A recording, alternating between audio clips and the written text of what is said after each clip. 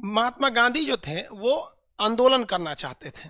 तो आंदोलन करने के लिए वो 1930 में महात्मा गांधी ने इरविन को एक 12 सूत्री मांग दे दिया। कहा कि भाई इरविन तू हमारा ये बात मान ले। इरविन कहा भाग रे तो हम बात ना मानेंगे, हमेशा तू आंदोलन करता है। तो महात्मा गांधी ने क्या किया, आंदोलन कर दिया। और इन्होंने डांडी आंदोलन किया, पैदल आंदोलन पे निकल गए। जितने पैदल निकले उतने बवाल होने लगा। डांडी नामक स्थान पर पहुंचे, ये नीचे डांडी है, और यहाँ नमक कानून तोड़ दिया।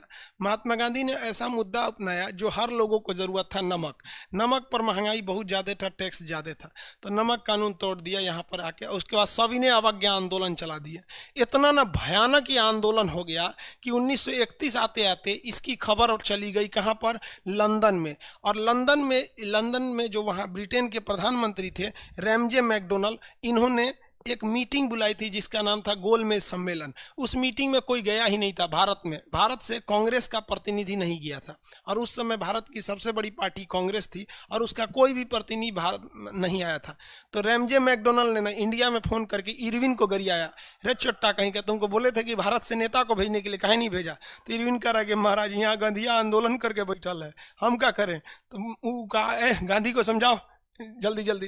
तो गांधी जी को समझाने के लिए 5 मार्च 1931 को 5 मार्च 1931 को दिल्ली में एक समझौता हुआ, जिसे हम लोग दिल्ली पैक्ट के नाम से भी जानते हैं। इसी समझौता को गांधी इरविन समझौता कहते हैं। सरोजिनी नायडू ने गांधी को और अंबेडकर को, दोनों को संयुक्त रूप से दो महात्मा कहकर बुलाया है। दोनों क्वेश्चन याद रखिएगा, इसे दिल्ली पैक्ट भी कहते हैं और दो महात्मा कहकर क्या किया है, बुलाया है।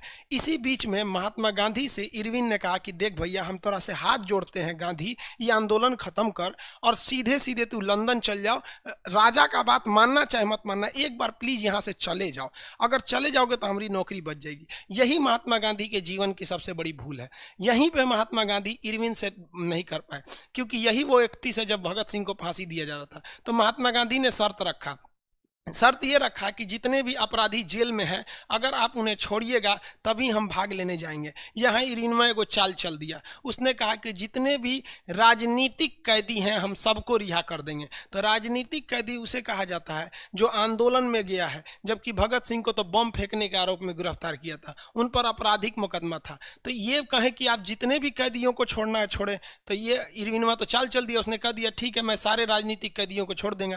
अब ये लंदन भाग लेने चल गए, तब पता चला कि रे भाई साहब, उन पे तो राजनीतिक मुकदमे नहीं था। लेकिन यहाँ महात्मा गांधी से गलती हुई थी। उनको स्पष्ट कहना चाहिए था कि आप भगत सिंह को छोड़ेंगे कि नहीं छोड़ेंगे। अब यहाँ समझिए दो बातें जो आपको ये समझने में गलत हो सकता है। पहला कि भगत सिंह ने जो बम फेंका था उससे किसी की जान नहीं गई थी, कोई व्यक्ति मरा नहीं था। इसलिए महात्मा गांधी खुद वकील होकर ये कॉन्फिडेंस थे कि इनके ऊपर आपराधिक मुकदमा नहीं चलेगा। वो एक राजनीतिक रूप से विरोध कर रहे थे। लेकिन चूंकि हम लोग गुलाम थे तो भाड़ में गया गुलामी में, नियम कानून जो सरकार चाहेगी वही चाहेगी। तो महात्मा गांधी तो अपने हिसाब से सही कहे थे कि भैया जितने राजनीतिक अपराधी हैं, अगर आपके मन में एक सवाल आएगा कि महात्मा गांधी को तो कहना चाहिए ये जितने भी कैदी हैं सबको रिहा कीजिए, तो भाई उस समय भी रेप होते थे, तो उस समय भी मर्डर होते थे और सच में अपराधी थे, तो सब के सब छूट जाएंगे। तो महात्मा गांधी का भी तो प्रस्ताव एक तरह से सही था कि जितने राजनीतिक कैदी हैं जो देश की स्वतंत्रता की मांग करें उन्हें छोड़िए। लेकिन ये हरामी के बच्चे अंग्रेजों ने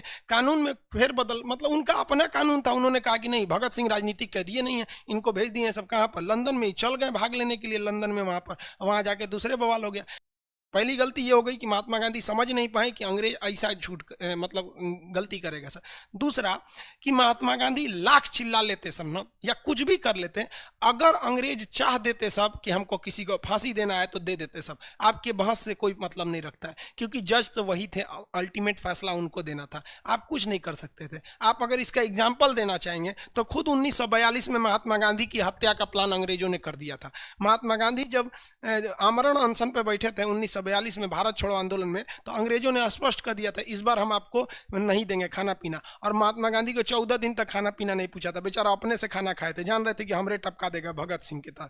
लेकिन कुछ भी कहिए, जब भी इतिहास लिखा जाएगा महात्मा गांधी का ये बात काले अक्षरों में लिखा जाएगा कि आप लंदन से पढ़ के आए, वकील बन के आए, बैरिस्टर बन के आए, आपका यही काम था कि सरकार कैसे कानून का खिलवाड़ करेगी। जब आप नहीं समझ पाए तो एक आम आदमी क्या समझेगा इस देश को। तो कहीं ना कहीं ये महात्मा गांधी की गलती थी। अगर हम ये कहते हैं कि नहीं महात्मा गांधी 100% निर्दोष थे तो ये गलत है। यहाँ 50% जिम्मेदार अंग्रेज थे और 50% जिम्मेदार महात्मा गांधी था। लेकिन महात्मा गांधी को भी ये नहीं पता था कि जो भगत सिंह जो बम फेंके हैं वो खाली कुर्सियों पे फेंके थे और खुद अपनी गिरफ्तारी दिए थे कि हमें गिरफ्तार कर लीजिए, इंकलाब जिंदाबाद बोलकर। तो महात्मा गांधी खुद एक वकील थे। जैसे मान के चलिए हम और आप वकील नहीं, लेकिन कम से कम इतना तो जानते हैं कि हम कहीं बम फेंक देंगे और अगर किसी की मौत नहीं होगी तो फांसी की सजा नहीं होने वाली है। जैसे हम एक और आप कानून एक अमूमन यही जानते हैं, फांसी तभी होता है जब हम किसी की जान ले लें। हम किसी को गोली मारे अगर बच भी गया तब भी फांसी नहीं होगा हमको, क्योंकि फांसी के लिए एक बहुत बड़ा क्राइम होना चाहिए। तो गांधी जी को यह समझने में भूल हो गई कि भैया ये, लेकिन भूल हो गई किस काम के, आप वकील थे यहाँ पर। लेकिन इतिहास तो आपकी भूल को माफ करने के लिए नहीं बैठा, आपकी भूल को भूल कह के इतिहास दोहराते रहेगा। और यहाँ जब जब आएगा, जब भी भगत सिंह को प्यार करने वाले इस देश में रहेंगे, तब तक गांधी को यहाँ पर केवल इस गलती के लिए गाली सुनना ही पड़ेगा। हम महात्मा गांधी के केवल ये देखिए, हम हो या दुनिया का कोई हो, महात्मा गांधी का यही एक गलती था जीवन का, बाकी कोई गलती नहीं था महात्मा गांधी का। ये बड़ी गलती, बाकी जीवन में इंसान है तो गलती करेगा ही करेगा। तो आप समझ में आ रहा है। तो यहाँ पर गांधी इरविन समझौता क्या था?